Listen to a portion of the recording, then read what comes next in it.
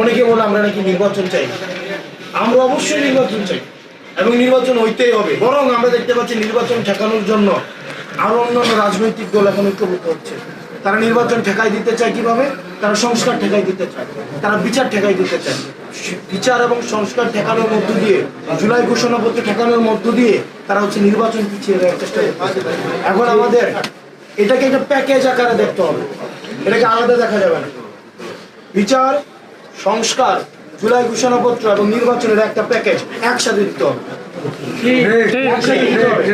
আপনার ওই যে নির্বাচন চাই সংস্কার লাগবে না, সংস্কার চাই নির্বাচন লাগবে না, এটা হইতে দেওয়া যাবে না। আমাদের সবগুলাই লাগবে, আমাদের সবগুলাই লাগবে। আমরা এই অভ্যুত্থানের এই সরকারের ইউনূসের কিছু অ্যাসাইনমেন্ট আছে, ডক্টর মোহাম্মদ ইউনূসের কিছু অ্যাসাইনমেন্ট আছে। ডক্টর মোহাম্মদ ইউনূসের শুধুমাত্র অ্যাসাইনমেন্টটা নির্বাচন দেওয়া। অনেকগুলো অ্যাসাইনমেন্টের একটা কাজ হচ্ছে কি নির্বাচন দেওয়া, অনেকগুলো কাজের মধ্যে একটা নির্বাচন দেওয়া। সে যদি শুধুমাত্র নির্বাচনের দিকে তাকায় তাহলে ডক্টর মোহাম্মদ ইউনূসের যত ইয়া আছে, আপনার এই যে অর্জন আছে, এই অর্জনগুলো মলিন হয়ে যাবে। উনি আবার ইতিহাসের কাঠগড়ায় ওনাকে দাঁড়াইতে হবে। সুতরাং আমরা অন্তর্বর্তীকালীন সরকারকে বলতে চাই আমাদের প্যাকেজ আকারে সবগুলো দিতে হবে, প্যাকেজ। এটা আমরা আমাদেরকে পরিকল্পিতভাবে নির্বাচন থেকে আলাদা করা হইতেছে, পরিকল্পিতভাবে ট্যাগ দেওয়া হইতেছে না আমরা নির্বাচন বিরোধী। আমরা কিন্তু নির্বাচন বিরোধী না, আমাদের সবগুলোই লাগবে। কেউ বলতেছে আমার এটা চাই ওইটা চাই না, ওইটা চাই সেটা চাই না, আমার সবগুলো লাগবে। আমি সংস্কার চাই, আমি বিচার চাই, আমি জুলাই ঘোষণাপত্র চাই, আমি নির্বাচন চাই। এবং আপনারা যদি দেখবেন এখন নির্বাচন কমিশন, আমরা হুদা কমিশনকে দেখছি, আমরা রকিব কমিশনকে দেখছি। হুদা এখন আমরা দেখলাম যে কৃতকর্মের জন্য মানুষ জুতার গলা মালায় দিয়ে ওনাকে কি করছে, ওনাকে এখন হচ্ছে জেলে পাঠাচ্ছে। আমরা এই কমিশনের একটা কাজ দেখলাম, অবাক করেছে।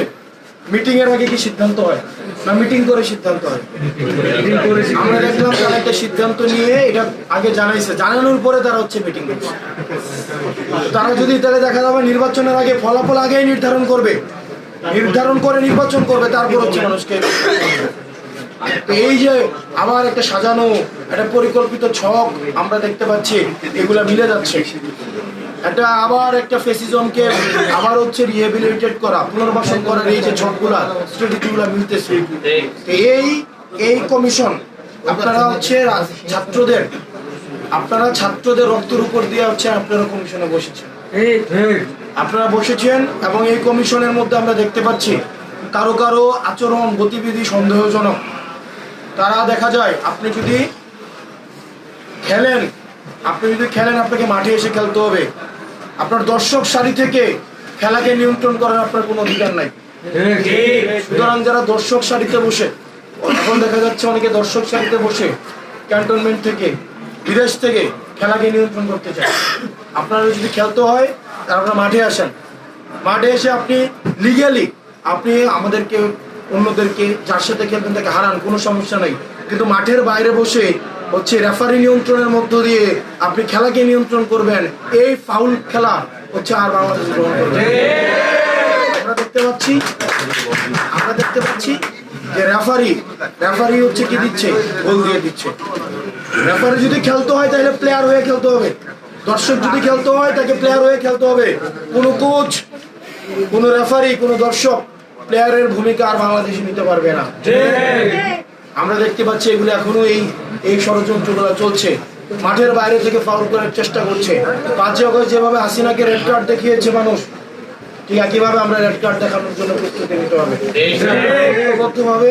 আমরা ঐক্যবদ্ধভাবে সবাই আমরা স্পষ্টভাবে বলতে চাই, আমরা এনসিপি পন্থী কোনো নির্বাচন কমিশন চাই না, আমরা বিএনপি পন্থী কোনো নির্বাচন কমিশন চাই না, আমরা বাংলাদেশ পন্থী নির্বাচন কমিশন চাই, আমরা বাংলাদেশ পন্থী মিডিয়া চাই, আমরা বাংলাদেশ পন্থী পুলিশ চাই, আমরা বাংলাদেশ পন্থী ব্যবসায়ী চাই।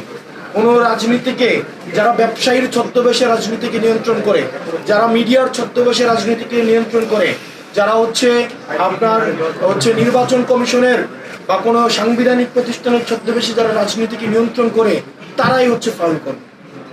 এই ফাউলের পরিণাম হচ্ছে আমাদের সামনে রয়েছে হাসিনা, আমাদের সামনে রয়েছে হুদা, আমাদের সামনে রয়েছে সালমান এফ রহমান, আমাদের সামনে রয়েছে আপনার লুৎফুর, আমাদের সামনে রয়েছে হচ্ছে ওই যে 71 টিভির বাবু, আমাদের সামনে কিন্তু রয়েছে, আমাদের সামনে রয়েছে ফারজানা রূপা। যে এই ফাউল করলে কি ধরনের পরিণত হয়। আপনি একদিন ছাড়া পাবেন, 2 দিন ছাড়া পাবেন, 3 দিন ছাড়া পাবেন, কিন্তু আপনাকে কোনো না কোনো সময় কালের গর্ভে আপনাকে হারাতেই হবে। কারণ যেই মুহূর্তে আপনি একটা বেইনসাফি করবেন, ঠিক ওই মুহূর্তেই আল্লাহর পক্ষ থেকে আপনার জন্য একটা বেইনসাফি লেখা হয়ে যায়। সুতরাং আমরা এই তরুণ প্রজন্ম আমরা চাই যে সিস্টেম ডেভেলপ করতে, যেটা বাংলাদেশের জন্য হবে, বাংলাদেশের মানুষের পক্ষে হবে, যেটা সিস্টেমে চলবে।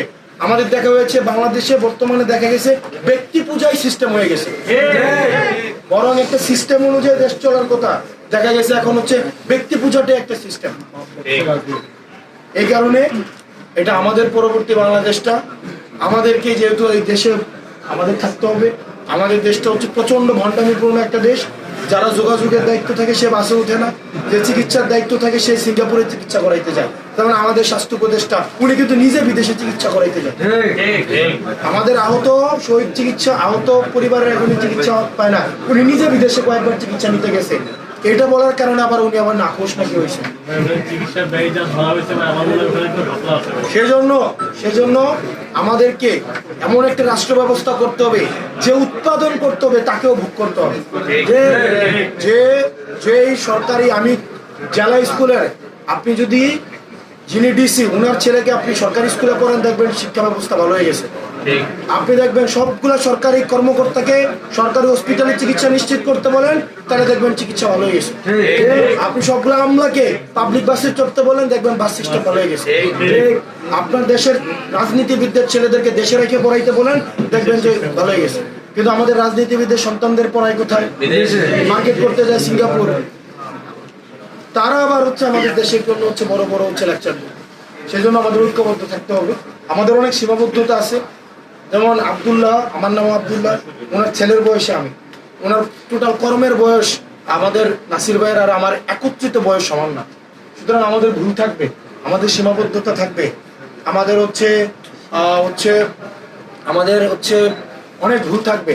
আপনারা আমাদেরকে ডাকবেন, আমাদেরকে পরামর্শ দিবেন।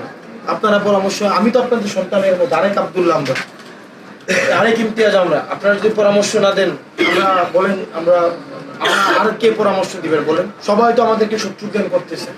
কারণ আমরা তো ব্যবসা বন্ধ করে দিচ্ছি, আমরা অবৈধ লুটপাট বন্ধ করে দিচ্ছি, আমরা অবৈধ ক্ষমতা বন্ধ করে দিচ্ছি। আমাদের কারণে তো এখন আর চুরি চামারি চলতে পারতেছে না, আমরা তো বলে ফেলি। আমাদের কারণে এখন ভণ্ডামি চলে না।